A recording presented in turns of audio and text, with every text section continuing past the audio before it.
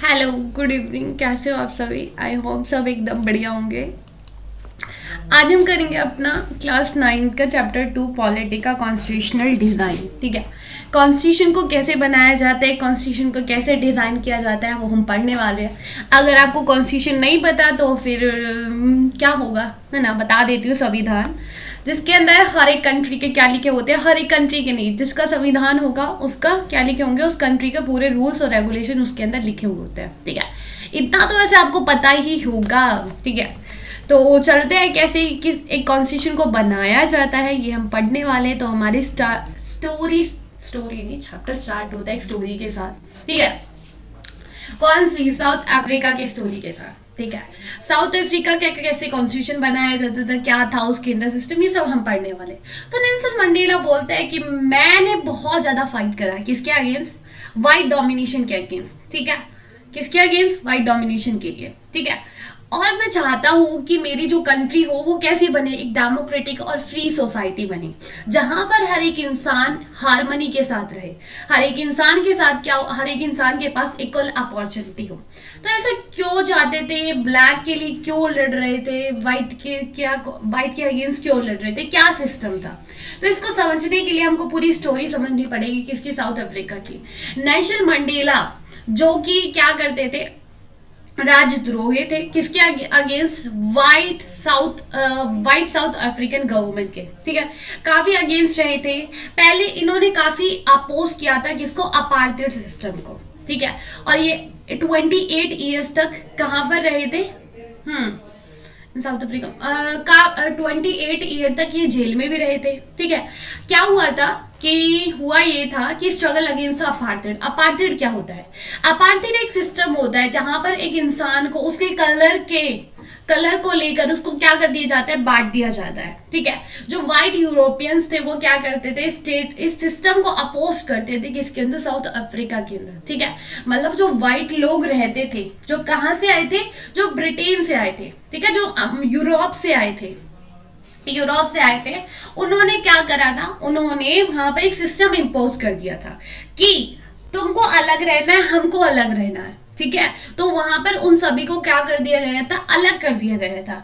उनके साथ बहुत ज्यादा भेदभाव होता था उनके कलर को लेकर। ठीक है, तो ये क्या होता है? ये हमारा अपार्थाइड सिस्टम था। अपार्थाइड सिस्टम के अंदर लोगों को उनके रेस को लेकर, उनके स्किन को कलर के बेसिस पर उनको बांट दिया जाता है। ठीक है, जो कि वहां के नेटिव पीपल थे, जो वहां से बरसों से रह रहे थे, जिनके दादा परदादा सब वहीं के थे, उन्हीं के साथ भेदभाव कर रहे थे। ठीक है, और थर्ड फोर्थ पॉपुलेशन मतलब 400 में से 300 लोग कौन थे?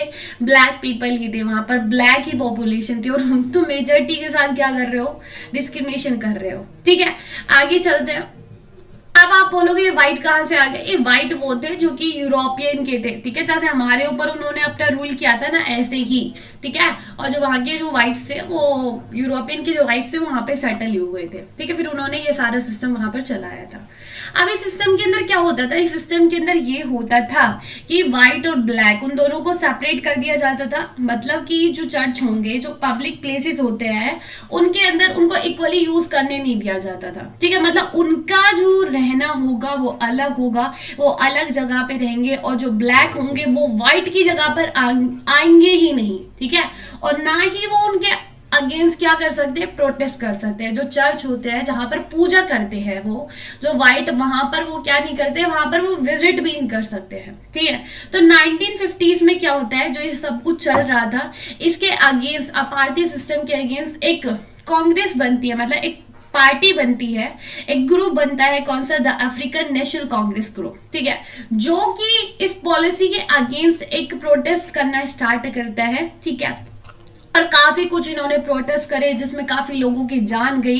ठीक है, लेकिन ये रुके नहीं। ठीक है, ये रुके नहीं। इन्होंने क्या करके रखा? इन्होंने जो गवर्नमेंट थी उसके ऊपर प्रेशर करा। फिर उसके बाद गवर्नमेंट ने क्या करा? इस पॉलिसी इसको चेंज कर दिया। 28 ईयर्स के बाद जो नेल्सन मंडेला थे वो जेल से छूट कर आए। ठीक है, फाइनली जो वहां साउथ अफ्रीका था उसको क्या कर दिया गया? उसको रिपब्लिक कर दिया गया। ठीक है, जो यूरोपियन कंट्री थी वो चली गई वहां से, ठीक है। अब जो अपार्थिड गवर्नमेंट थी, मतलब चली तो नहीं गई थी लेकिन उन्होंने अपना कंट्रोल अब वहां से छोड़ दिया था, ठीक है। जो अपार्थिड गवर्नमेंट थी वो बिल्कुल एंड हो गई थी। अब जो ये गवर्नमेंट थी मल्टी रेसिकल थी, मतलब यहाँ पर अब सभी को इक्वली प्रमोट किया जाएगा। और नेल्सन मंडेला फर्स्ट प्रेसिडेंट बनते कहाँ के, साउथ अफ्रीका के, ठीक है। अब ये रही बहुत अच्छी स्टोरी, ठीक है। और यहाँ पर हर एक इंसान को इक्वलिटी प्रोवाइड की जाती है, एक कॉन्स्टिट्यूशन बनाया जाता है जहां पर किसी को भी क्या नहीं करा जाएगा, दबाया नहीं जाएगा, हर एक इंसान को इक्वली ट्रीट किया जाएगा, सबके पास सोशल जस्टिस होगा, सबके पास इक्वलिटी होगी, ठीक है। तो ये बना इनका कॉन्स्टिट्यूशन, ठीक है। ये इनका प्रियम्बल है, आप देख सकते हो, ठीक है। Why do we need a constitution, अब इनको कॉन्स्टिट्यूशन की जरूरत क्यों पड़ी, ठीक है। मतलब सभी को कॉन्स्टिट्यूशन की जरूरत क्यों पड़ती है, क्या जरूरत है, कंट्री डेमोक्रेटिक बन गई नहीं बन गई, ठीक है। लेकिन अभी तक हमने पढ़ा, 8th क्लास में भी पढ़ा, 7th में भी पढ़ा, कॉन्स्टिट्यूशन क्यों जरूरी है। जैसे गेम होता है, गेम के अंदर कुछ रूल्स और रेगुलेशन होते हैं ना, तब तक गेम, अगर किसी गेम में कोई रूल नहीं होगा तो जीतेगा कौन, हारेगा कौन, कुछ पता नहीं चलेगा, सब चीटिंग करेंगे, सब अपनी मनमानी करेंगे। तो ऐसे ही कंट्री को चलाने के लिए कुछ रूल्स और रेगुलेशन की जरूरत पड़ती है, और जो रूल्स और रेगुलेशन है वो आप याद नहीं कर सकते, इसलिए वो एक कॉन्स्टिट्यूशन में लिखे गए हैं, ठीक है। तो ये है किसका, कॉन्स्टिट्यूशन का वो कहना, ठीक है। आगे चलते हैं। अब एक कंट्री, ठीक है, एक कंट्री के जो रूल्स और रेगुलेशन होते हैं, जो जहां पर सभी लोग एक साथ रह रहे होते हैं, वो कहां पर होते हैं, वो कॉन्स्टिट्यूशन के अंदर होते हैं, ठीक है। मतलब वो जो लोग रह रहे हैं वो कॉन्स्टिट्यूशन के अंदर नहीं रह रहे हैं, ठीक है। जो उस कंट्री के अंदर जो लोग रह रहे हैं उनके लिए कुछ रूल्स लिखे जाते हैं, जिनको क्या बोलते हैं, कॉन्स्टिट्यूशन बोलते हैं, संविधान बोलते हैं। जो कॉन्स्टिट्यूशन होता है वो सुप्रीम लॉ होता है, उससे ऊपर ना गवर्नमेंट होगी ना सिटीजन होंगे, ठीक है।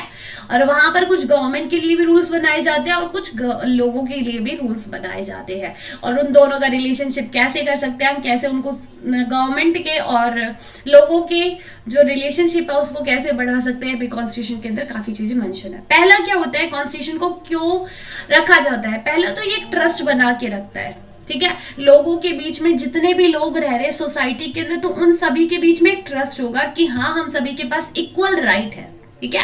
वहां पर इक्वली प्रमोट किया जा रहा है, तो हम एक दूसरे के ऊपर विश्वास रखेंगे, ठीक है। एंड जो गवर्नमेंट है उसके लिए भी कुछ क्या होते हैं, गवर्नमेंट भी किसके अकॉर्डिंग चलती है, कॉन्स्टिट्यूशन के अकॉर्डिंग चलती है, ठीक है।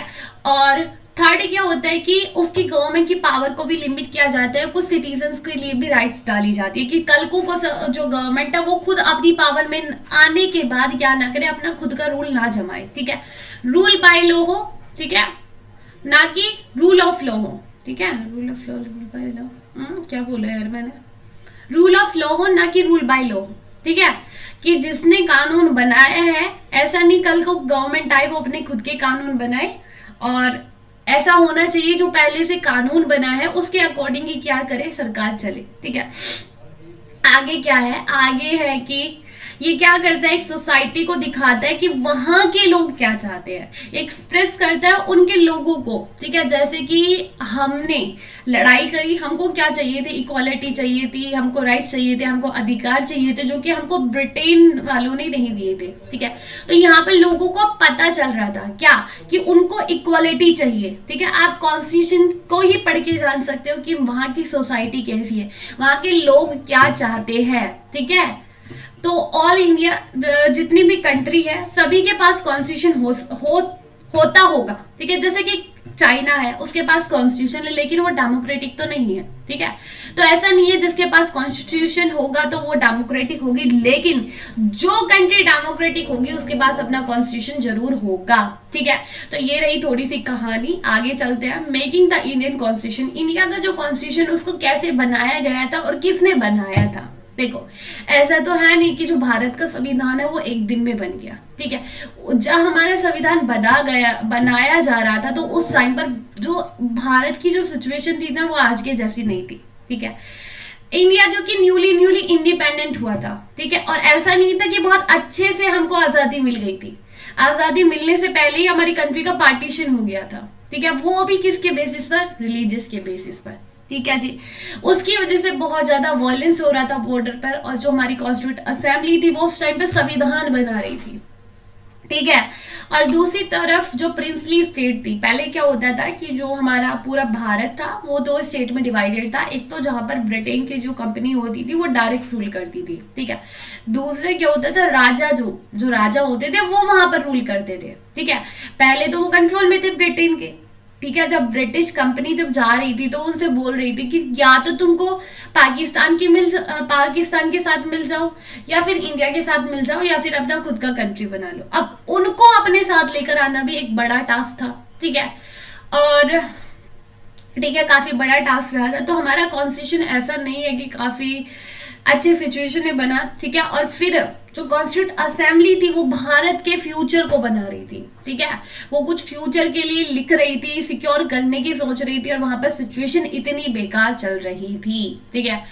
तो आगे चलते हैं, ठीक है। अब देखो जो इंडिया का जो स्ट्रगल था ना, वो ऐसा नहीं था कि हम सिर्फ ब्रिटेन के लोगों से ही अगेंस्ट थे, ठीक है।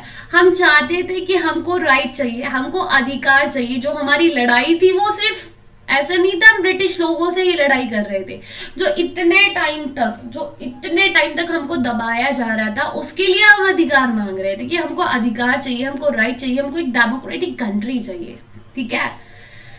1928 के अंदर मोतीलाल नेहरू, ठीक है, और 8 अदर कांग्रेस लीडर जो कि ड्राफ्ट करने की बात करते हैं किसको, कॉन्स्टिट्यूशन को। 1931 के अंदर कराची के अंदर एक रेजोल्यूशन पास करते हैं जहां पर वो बोलते हैं कि इंडिया जब इंडिपेंडेंट होगा, ठीक है, जब इंडिया को आज़ादी मिल जाएगी इस ब्रिटेन कंपनी से, तो वहां पर क्या होगा, यहाँ पर सभी को इक्वल राइट होंगी, ठीक है।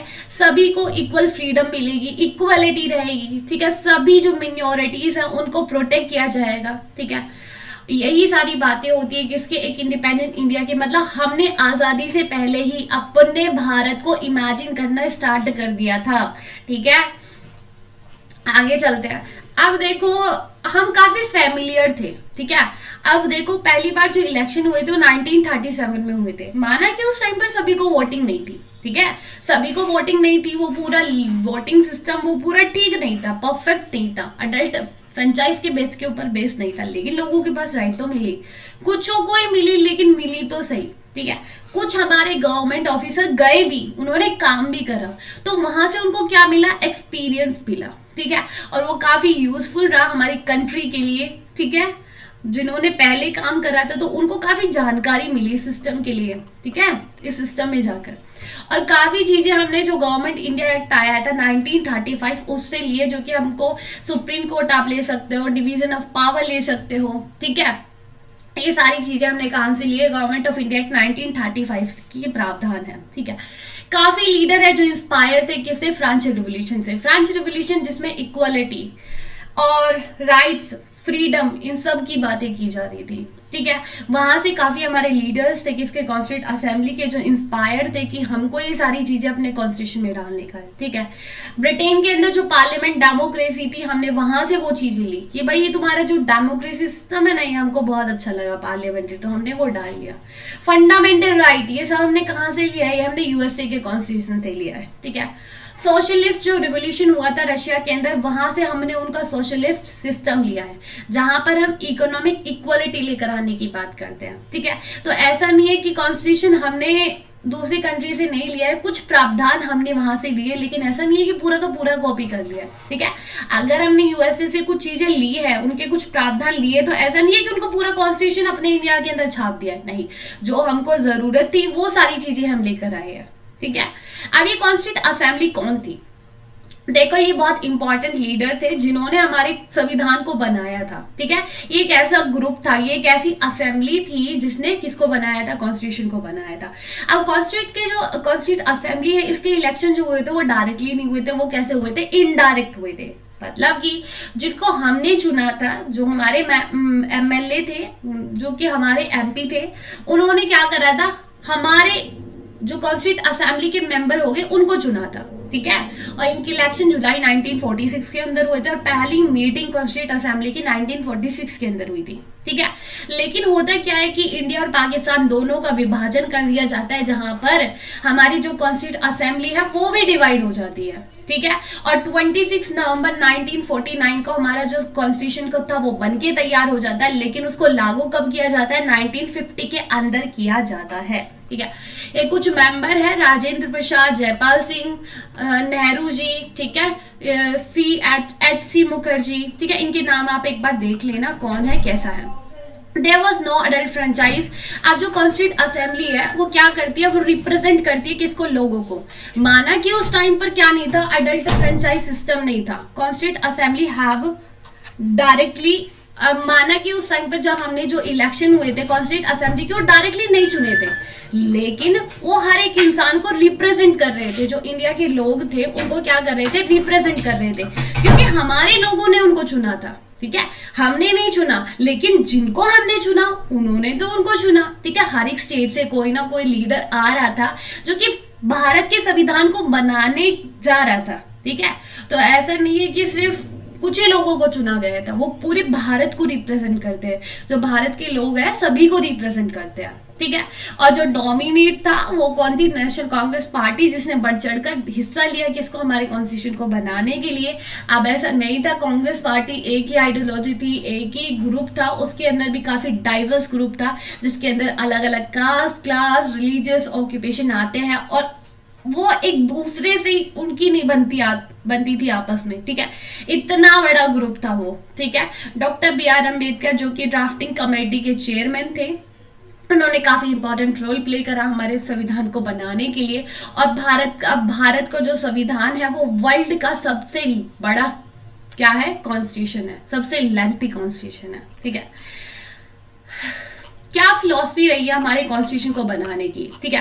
अब हमने अपने कॉन्स्टिट्यूशन में डाल दिया है इक्वलिटी, ठीक है, इक्वलिटी डाल दिया, लेकिन इक्वलिटी क्यों डाला है, ठीक है, इसके पीछे भी काफी फिलॉसफी रही होगी और कौन कौन सी चीजें जो कि हमने कॉन्स्टिट्यूशन के अंदर डाले। तो आपको पूरे कॉन्स्टिट्यूशन को पढ़ने की जरूरत नहीं है, आप सिर्फ प्रियम्बल को पढ़ो तो आपको जानकारी मिल जाएगी कि हमारा संविधान कैसा है। एक विंडो है, कौन, प्रियम्बल, जिसमें हम सीधे झांक कर जान सकते हैं कि हाँ हमारे कॉन्स्टिट्यूशन के अंदर क्या है, ठीक है। तो ये हमारा प्यारा सा प्रियम्बल है कि इसका भारत का we are the people of India. ये क्या दिखाता है कि हम किसके लोग हैं, भारत के लोग हैं, ठीक है। Sovereign socialist secular and democratic Republic, ये क्या दिखाता है, ये भारत को दिखाता है कि भारत कैसा है, ठीक है। सॉवरेन है कि बाहरी हमारे ऊपर किसी का कोई दबाव नहीं है। सोशलिस्ट है, जो गवर्नमेंट है वो लोगों के वेलफेयर के लिए काम करती है। सेक्युलर है, हमारे यहाँ पर किसी एक रिलीजियस को प्रमोट नहीं किया जाता। डेमोक्रेटिक है, लोगों का खुद का रूल है। रिपब्लिक है, जो यहाँ पर गवर्नमेंट आती है वो लोगों से चुनकर आती है, ठीक है। तो आप देख सकते हो इतने से वर्डों में 5 वर्ड पढ़कर हमने कितना कुछ जान लिया भारत के लिए, ठीक है, कि भारत कैसा दिखता है, इन 5 वर्ड के अंदर ही पता चल गया है। उसके बाद ये जस्टिस, लिबर्टी, इक्वालिटी, फ्रेटर्निटी, कि भारत अब क्या चाहता है, ठीक है। वो चाहता है कि हर एक इंसान को सोशली, इकोनॉमिकली एंड पॉलिटिकली न्याय मिले, जस्टिस मिले। लिबर्टी, हर एक इंसान के पास क्या हो, आजादी हो, सोचने की, अपनी बातों को एक्सप्रेस करने की, विश्वास करने की, जिसके ऊपर उसको विश्वास करना है, जिसकी उसको पूजा करनी है वो कर सकता है। इक्वालिटी, हर एक इंसान को इक्वल अपॉर्चुनिटी दी जाए और सबको इक्वली प्रमोट किया जाए। एंड फ्रेटर्निटी, सभी के साथ क्या रहे, भाईचारा रहे, ठीक है। और भारत के अंदर एक यूनिटी बनी रहे हमेशा, जो भारत की इंटीग्रिटी है, जो एकता है, उसको हमेशा क्या करा जाए, प्रमोट किया जाए, उसको आगे बढ़ाया जाए, ठीक है। तो ये सारी चीजें हम चाहते हैं, ठीक है। ऊपर हमने देखा भारत कैसा है और यहाँ पर हम देख रहे हैं कि हम क्या चाहते हैं, हम जस्टिस चाहते हैं, हम लिबर्टी चाहते हैं, इक्वलिटी चाहते हैं यहाँ के लोग, ठीक है। और जो ये 3rd पैराग्राफ है इसके अंदर क्या है, इसके अंदर है कि कब इन अवर कॉन्स्टिट्यूशन असेंबली, कि कब हमने अपने भारत के संविधान को अपनाया था, मतलब कब वो बन के तैयार हो गया था। वो नवंबर 1949 के अंदर क्या हुआ था, बन के तैयार हो गया था, 26 नवंबर 1949 को। और इस दिन हम इसको अडॉप्ट करते हैं और अपने कॉन्स्टिट्यूशन को क्या करते हैं, स्थापित करते हैं अपने आप को, ठीक है। तो काफी प्यारा सा चैप्टर था ये हमारा कॉन्स्टिट्यूशन के ऊपर, कि कॉन्स्टिट्यूशन क्या है, क्यों हमको कॉन्स्टिट्यूशन की जरूरत पड़ती है, इंडिया का कॉन्स्टिट्यूशन कैसा है। और एक बार आप उन मेंबर के बारे में जान लेना, काफी छोटा सा, मतलब काफी छोटे छोटे से पैराग्राफ में लिखा हुआ है, काफी इंपॉर्टेंट है जानना, ठीक है। तो आप, आई होप आप देख लेंगे, ठीक है। अगर किसी को PDF चाहिए इसकी तो आपको टेलीग्राम पर मिल जाएगी, ठीक है, दिक्कत नहीं लेने का, आप एक मैसेज कर देना बस। और फिर मिलते हैं नेक्स्ट लेक्चर के अंदर। So bye, take care, all the very best, ठीक है।